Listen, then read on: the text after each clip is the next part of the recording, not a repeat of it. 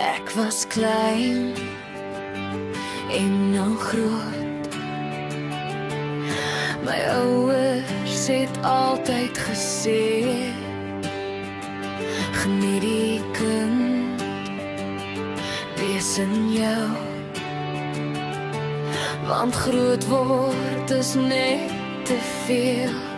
Waarom kan ek nie altyd klein wees? Want groot word hou net 'n vrees. Dis huiswerk en tuiswerk, motor en huiswerk. Waarom?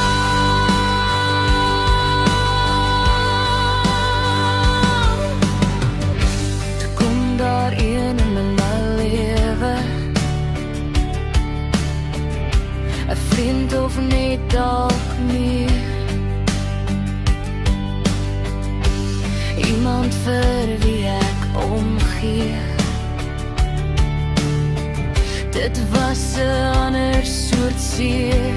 Waarom kan ek nie altyd klein wees? Want groot word nou net 'n vrees. Dis huiswerk en tuiswerk, motor en huiswerk. Waarom?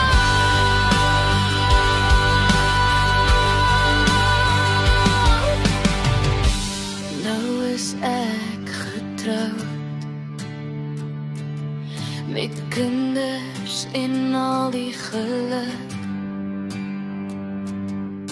Die lewe kan soms verander, maar alles is nie net seer. Waarom kan ek nie